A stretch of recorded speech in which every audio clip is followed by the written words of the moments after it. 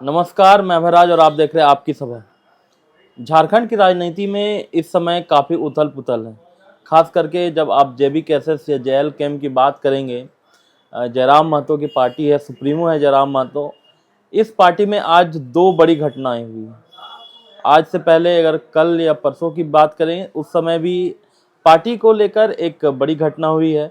कल एक न्यूज़ आया जिसमें जेबी कैसेस के अल्पसंख्यक केंद्रीय अध्यक्ष रिजवान क्रांतिकारी को पद से मुक्त किया जाता है। उनके लिए जांच कमेटी बनाई जाती है, 7 सदस्यीय वो टीम होती है और वो जांच कर रही होती है। जो घटनाक्रम था आप लोगों ने फेसबुक या सोशल मीडिया के माध्यम से आपने जाना होगा वो क्या घटनाक्रम थी। अभी जो जांच की टीम है उसने उसकी पुष्टि नहीं की है, तो इस बारे में अभी बात करना व्यर्थ है। हाँ, ये बात है कि फिलहाल जो रिजवान क्रांतिकारी जी हैं वो अपने पार्टी के पद से मुक्त हैं। आज 2 घटनाक्रम जेबी कैसेस के लिए हुई है। पहली घटनाक्रम संजय मेहता हजारीबाग लोकसभा से पार्टी के उम्मीदवार थे और एक संतोषजनक प्रदर्शन उनका रहा भी। उन्होंने जेबी कैसेस से इस्तीफा दे दिया है।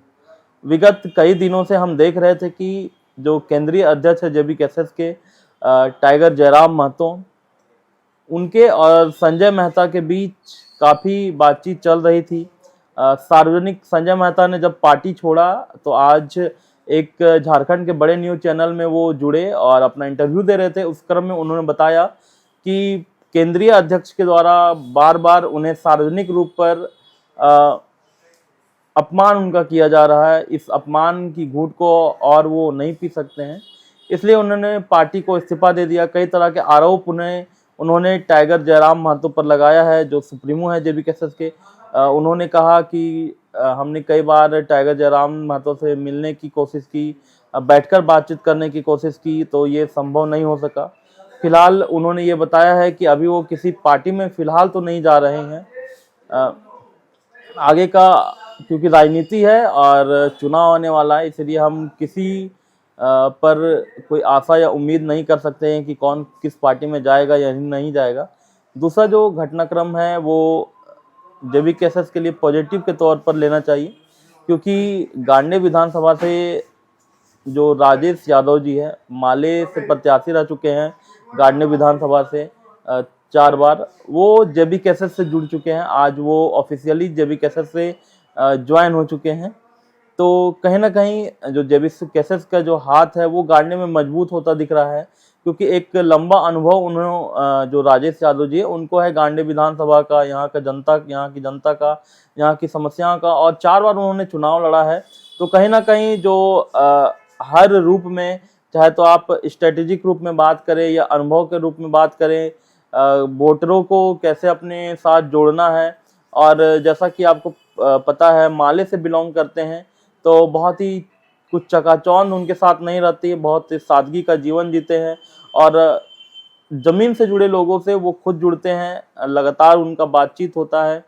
उनके साथ जब माले का उन्होंने इस्तीफा दिया तो उनके साथ कई गांडे विधानसभा से माले के कार्यकर्ताओं ने भी इस्तीफा दिया है उनके साथ।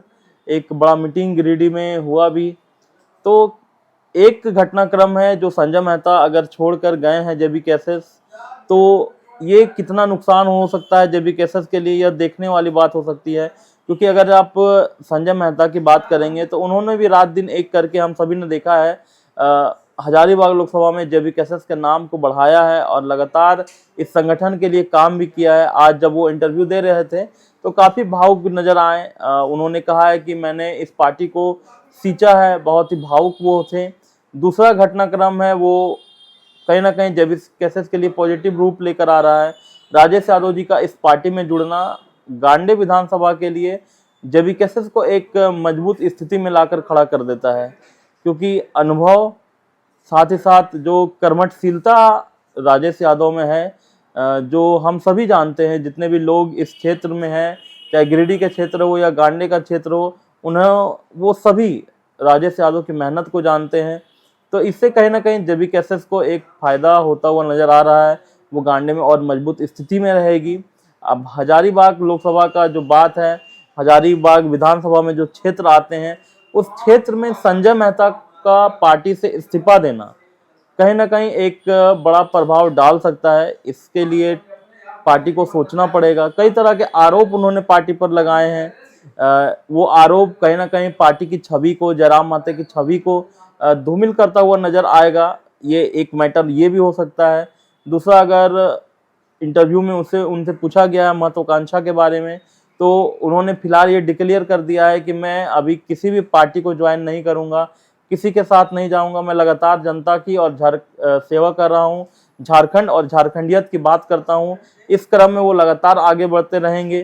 फिलहाल उन्होंने किसी भी पार्टी में जाने या किसी के और के साथ अपने साठगांठ के से बिल्कुल इनकार किया है। और एक बार और बता दें, पार्टी छोड़ने का उन्होंने मुख्य कारण एक ही बताया है कि वो इस अपमान की घूंट को और नहीं पी सकते हैं। उनका कहना है कि केंद्रीय अध्यक्ष लगातार उनका अपमान कर रहे हैं सार्वजनिक प्लेटफॉर्मों से। बहुत एक दो घटना का उन्होंने जिक्र भी किया कि एक दो सभा ऐसा भी था जहां वो मेरे लोग सभा में आते हैं लेकिन हमसे कांटेक्ट नहीं करते हैं। मेरे बिना जब पार्टी का काम चल रहा है, मेरे लोग सभा में आने के बाद भी मेरे केंद्रीय अध्यक्ष हमसे संपर्क नहीं करते हैं, तो मेरा उस पार्टी में कोई ज़रूरत नहीं है। ऐसा कई तमाम बातें उन्होंने अपने इस इंटरव्यू में कही। बहरहाल देखना ये होगा कि आने वाले दिनों में क्या स्थिति रहती है। राजेश यादव का JB-कैसेस में आना कहीं ना कहीं गांडे में एक अलग मोड़ पर JB-कैसेस को लाके खड़ी कर दी है, एक मजबूती JB-कैसेस को मिली। तो मिलते हैं नेक्स्ट वीडियो में नेक्स्ट अपडेट के साथ। तब तक के लिए जोहार झारखंड।